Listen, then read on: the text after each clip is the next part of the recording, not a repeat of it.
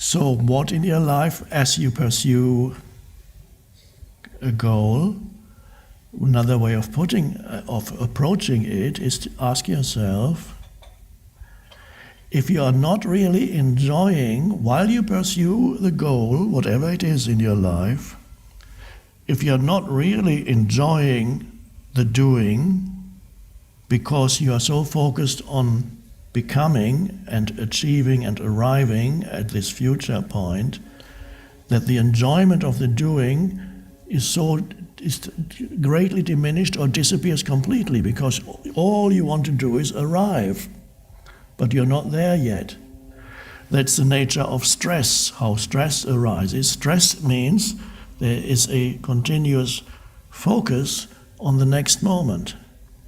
So you are torn away, and this is produced by the human mind through thinking. You are torn away internally from the present moment into a non-existent, because the future never exists except as a thought. You are torn into this so-called future, which is a never land, because it can never arrive. You can never reach the future, because the moment it becomes reality in your life, it's the present moment. So by having this mindset, an excessive focus on becoming or arriving or achieving, you lose completely the being dimension. And then your life is completely out of balance, even if you achieve, in the eyes of the world, fame or wealth or worldly success, and yet you are a frustrated and unhappy human being, perhaps pretending that you are happy, but you're not. And then you have to take drugs or alcohol or go from one relationship to another, or compulsively pursue the next thing and the next thing and the next thing, accumulate more of this and this and that. That's not a mastery of life. Even if you have your private jet, does not mean you have achieved mastery of life. In fact, you may be completely deluded. Not necessarily. You could have a private jet and have achieved the mastery. Wouldn't that be great?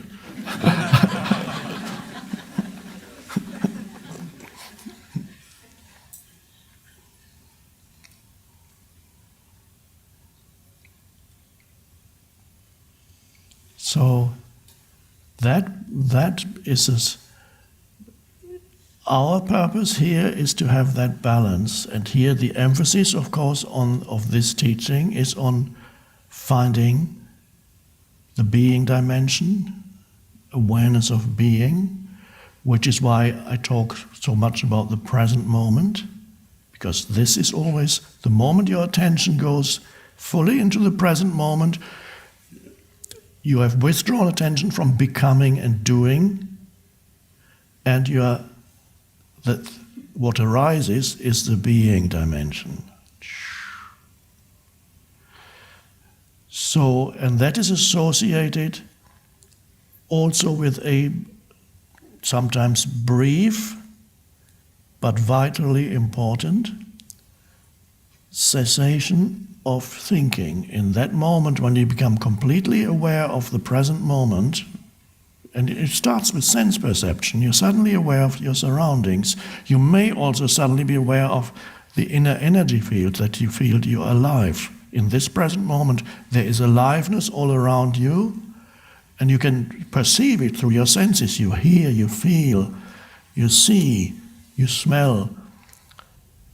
But there's also an aliveness, an inherent aliveness in your body. So you become aware simultaneously in the present moment of a sense of aliveness within and without.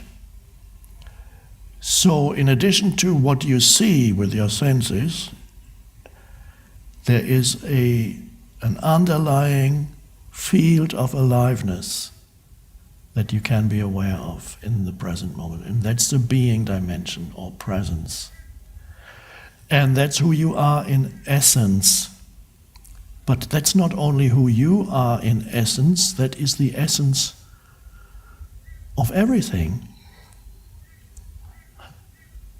So when you realize that for yourself, it's not the person who has that realization.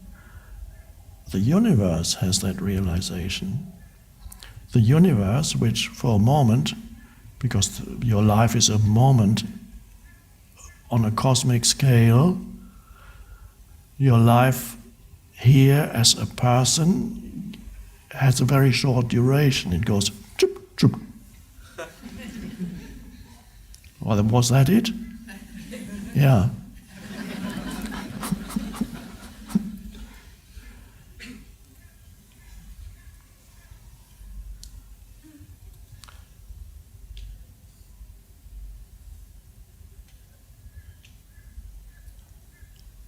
Then the element of continuous frustration and discontent and the feeling there's something not right here, or the feeling there's something vital missing in my life, but always looking to the next thing to find that vital thing that's missing in my life. I have to find it.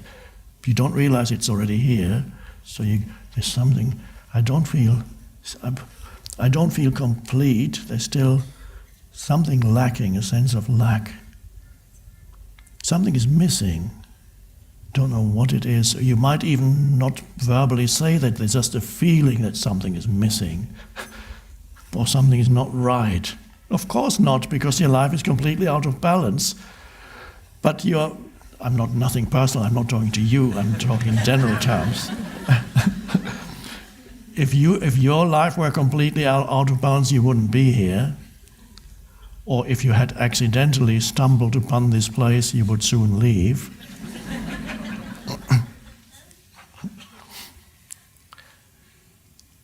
So,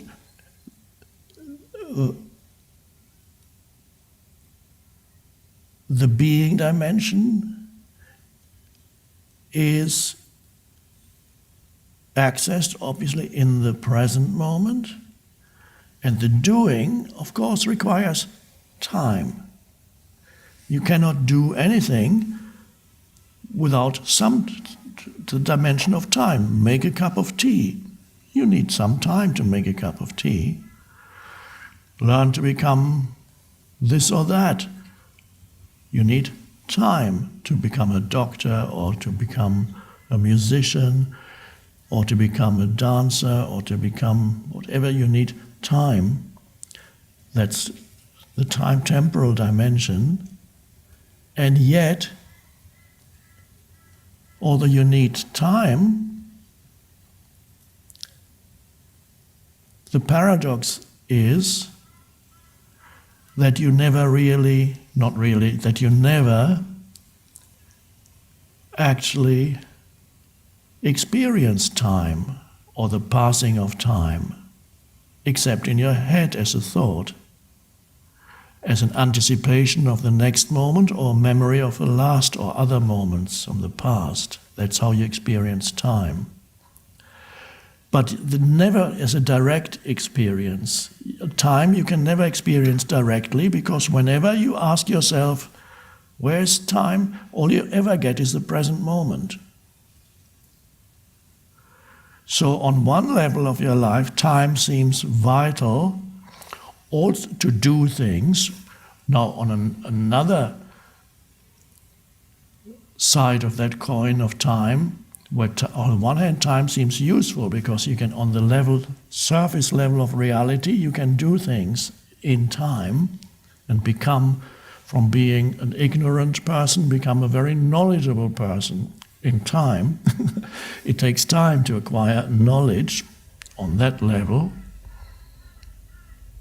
And yet,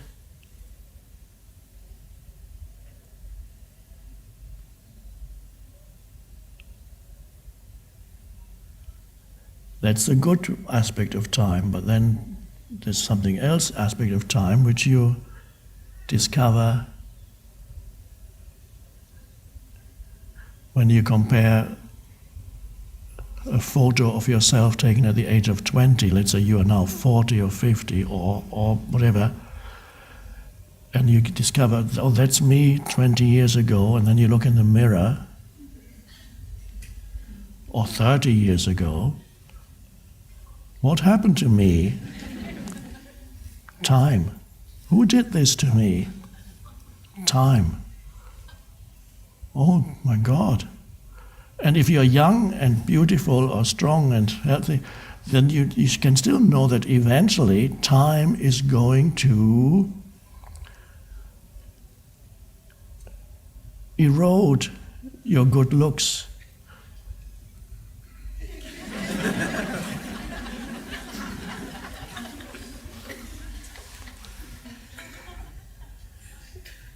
No, this is not tragic unless you are very much identified. You derive your sense of identity from your physical body, which might look good right now, but won't in time. Time will, and then of course, what time does, it kills you.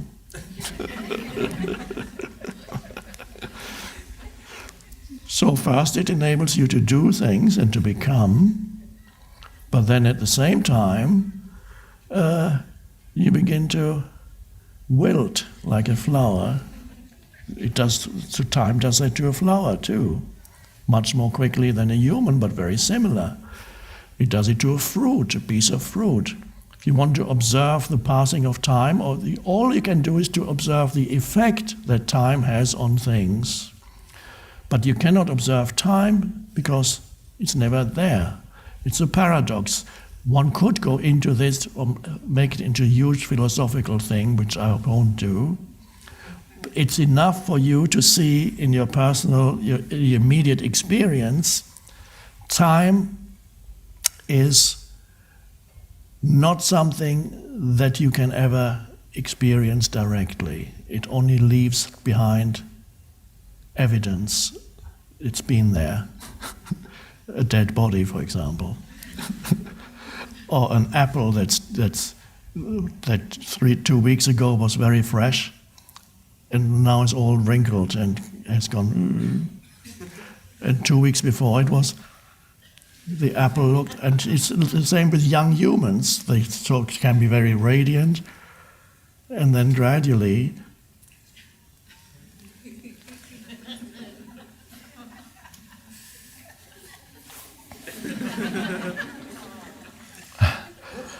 now, an interesting thing happens for those humans who are not totally identified with that level of form, but who have accessed the being dimension.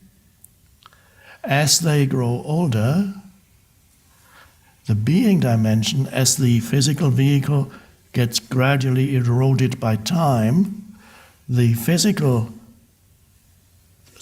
being dimension is actually able to shine through more. As the body weakens and gets old, there is a light, the light of consciousness, that can shine through. And then you find certain old people who, as the body weakens, the light increases of consciousness, and the ego is completely gone, and there's just a beautiful presence left. That's at the latest, as you grow old, that's still your last opportunity. But if you've missed it for the first 75 years of your life, because you were too concerned with doing all the time and acquiring and becoming, I don't know whether you can still find it. I think if you fall ill or something like that happens to you, yes, you can. It's preferable not to wait until you're close to death to look for the being dimension, because you might not find it anymore, because you're so absorbed in the doing and in time that you won't even look for it. If you had no interest whatsoever throughout your life in any of this, It's a bit late. That's fine.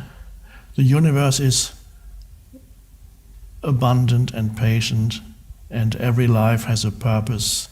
We'll talk about that some other time. Time, you see. Can't get away from it.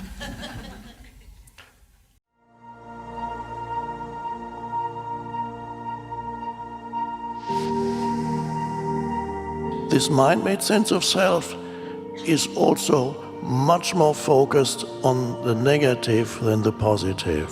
To be free, you awaken to who you are beyond your history and your life situation.